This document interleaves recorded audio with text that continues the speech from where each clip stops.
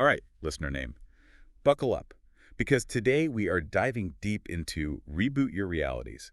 This one's right up your alley, especially with how you're all about maximizing your time and talents. It really is a practical guide, not just some vague self-help stuff. It's all about actionable strategies to help you break free of those things that hold you back. Yeah, and Iqbal doesn't waste any time. He just jumps right into it. Like how he tackles failure. He's not just saying accept it and move on. Oh, definitely not. He's talking about embracing failure. Using it. Yes, like a stepping stone. Yeah, it's about looking at things differently, shifting your perspective. Like every time you have a setback, think of it as data. Oh, I like that. It's feedback that you can use Failure's the data. to refine your approach so you can be even more successful. Love it. And, he even breaks down all those common pitfalls, those things that we all stumble over. Which we all have. Oh, yeah, we all have them. Mhm. Lack of preparation, fear. Oh, yeah. Which, by the way, he talks about fear of success, too, which I thought was really interesting. Yeah. Inconsistency, not sticking with things, losing focus, communication breakdowns, Right. and even just not being clear, like crystal clear, about what we want. It's a pretty comprehensive list, Yeah. and you can see how each one of those things can really derail your progress. But the thing is, he doesn't just point them out and that's it.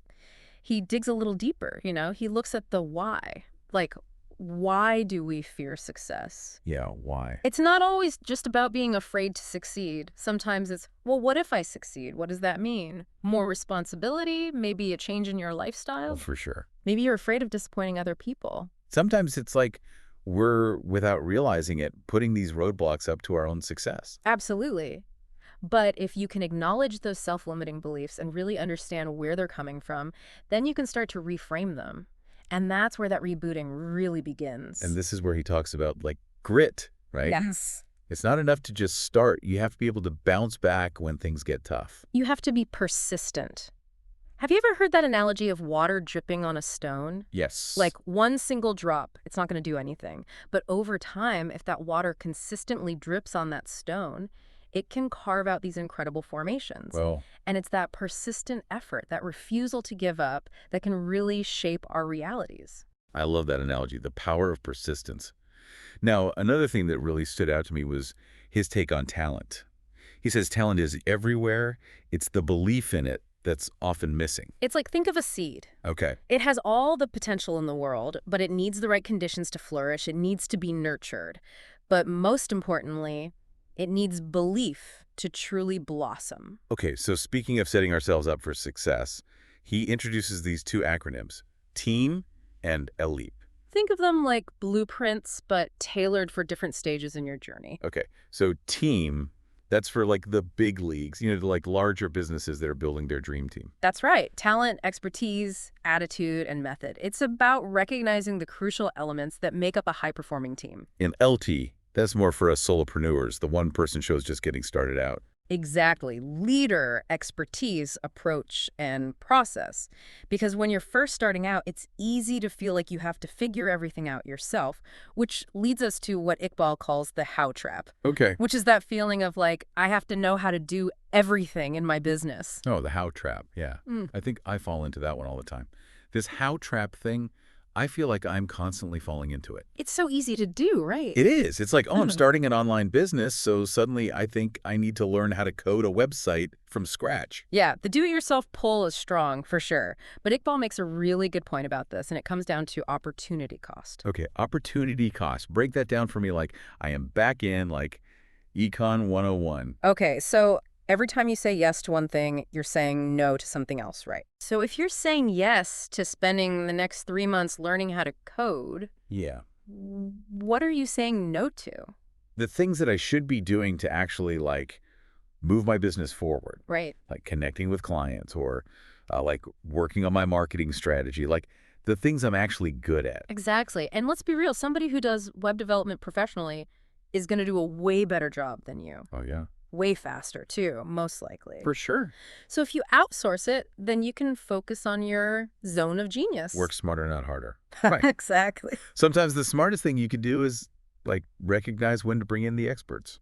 It's about being strategic with your time and energy, especially these days when everybody wants more of both. I mean, lifelong learning is great, Yeah. but it shouldn't be at the expense of your, like, larger goals. It's like trying to build one of those Lego cities without the instructions. Oh, yeah. You might eventually figure it out. You will. But think about all that time The frustration. and frustration if you had just had a little guidance. A little help.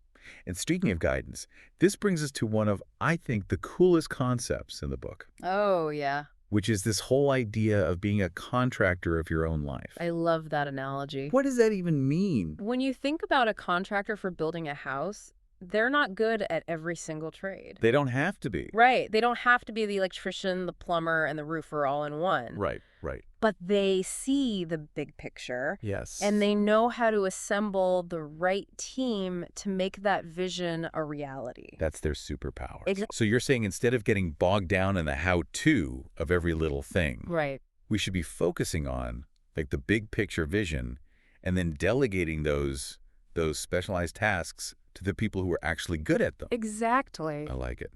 So we need to make that mental shift, right?